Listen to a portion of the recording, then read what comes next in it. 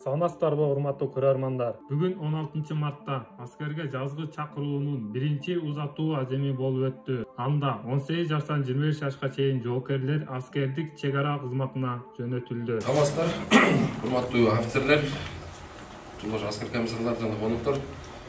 Бүгүнкү Кыргыз Республикасынын президенти, Кыргыз Республикасынын куралдуу күчтөрүнүн башкы колбашчысынын номер 50 жарлыгынын негизинде жазгы чакыруунун биринчи аскерге узатуу аземин ачык деп жарыялайм.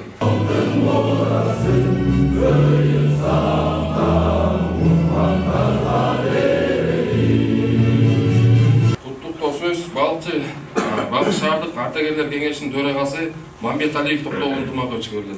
Саламатсыңарбы, урматтуу офицерлер, прапорщиктер, сержанттар жана ошондой эле бүгүн мына аскер кызматына аттанып аткан биздин балдарыбыз. Кийинки сөз чек ара кызматынын 20-28 аскер бөлүгүнүн өкүлү майор Алманов Азамат Шешенбековичке берилет. Жолдош полковник, жолдош офицерлер, урматтуу ардагерлер, коноктор, ата-энелер, урматтуу жаш жоокерлер чакырып жаткан бүгүнкү азем абдан жакшы өтүп жатат. Булайым буюрса, ушу менен жакшы аягына чыгылат деп ишенемин. Урматтуу жаш чек арачылар, мына бүгүнкү күндөн баштап силер чек арачы болуп эсептелесиңер. Себеби дегенде азыркы таптан баштап өзүңөрдү чек арачы деп эсептеп, ушу ата-энеңерден ажырап, кайра 1 жыл кызмат өтүп, үйүңөргө келгенге чейин чек араны бекем сактап коргоого силер милдеттүүсүңөр. Силерге кааларымын чын ден соолук, узун өмүр, анан 1 жылдан кийин Кудайым буйрса аман эсен үйүңөргө жетип алыңар. Топ-пунктун башчысы подполковник Урманбетов. Бүгүнкү чара боюнча чек ара аскер кызматына Ысык-Көл областынын аскер комиссариаттарынан жаш жоокерлер кетип атат. Баардыгы 35 уландар.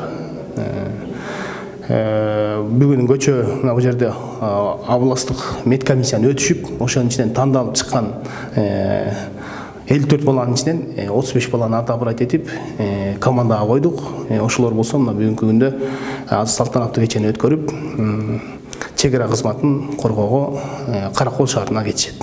Саламатсыздарбы, бүгүнкү салтанаттуу аскерге узатуу аземинин катышуучулары, ардагерлер, офицерлер, прапорщиктер, аскерге узап бараткан жаш жигиттер, мына бүгүн сиздердин эркек адамдын бир жашоосунда боло турган бир толкундануу, өтө жоопкерчиликтүү, бир жакшы бир күнүңөр деп эсептесеңер болот да, аскерге узап бараткандар. Себеби дегенде мына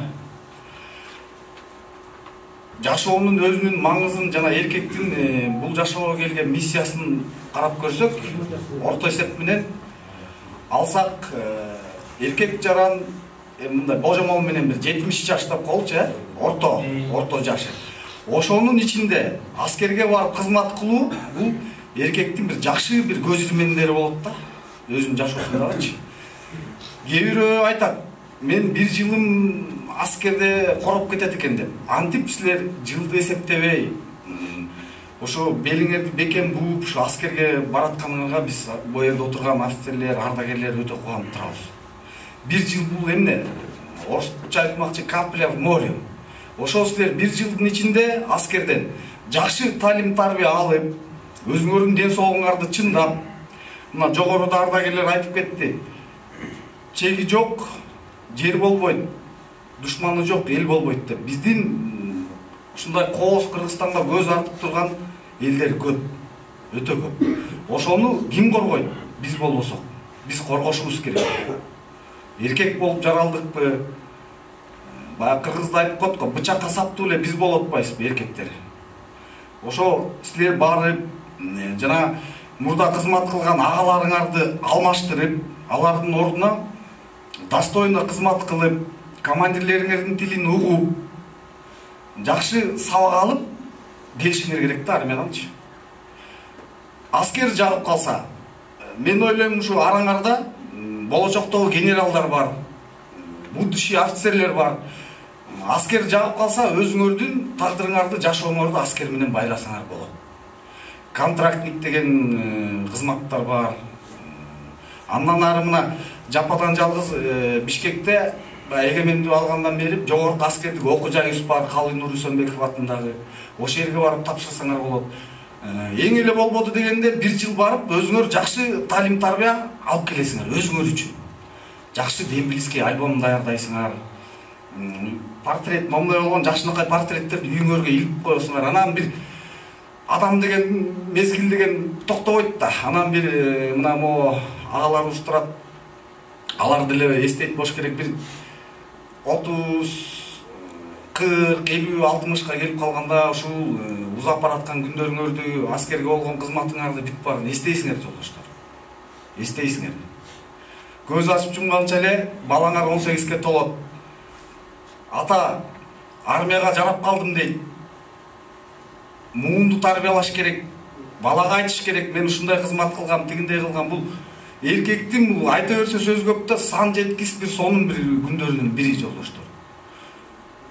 Аскерде эмне талап кылынат? Тартип, командирлердин сөзүн угуш керек. Тартип болбосо жеңиш болбойт. Тартип болбосо жеңиш болбойт. Тартип бар жерде ар дайым жеңиш жана иш алдыга ачылат да. Тартип бардык жерде керек. Аскерде, биздин жашообузда. Ошон үчүн аскерде өзгөчө. Анткени бүт билесиңер, аскерде баягы өзүнүн режимдери, өзүнүн баягы кызматы кичине оорураак. Буга чыдаш керек. Устав деген бар аскерде. Каалагандай баса албайсыңар, каалагандай тура албайсыңар. Ошонун баарына чыдап, адамбыз да чыдайбыз да баарыначы. Режимге көнүп, баарын туура кылсаңар, мен ойлойм, жакшынакай кызмат кылып, жакшынакай 1 жылдан кийин үйүңөргө кайтып келесиңер. Силерге ийгилик жашууландар. Жакшынакай барып, өзүңөрдүн кызматыңарды честь, достоинство менен өтөп, аман эсен кайтып келет деп мен ишенем.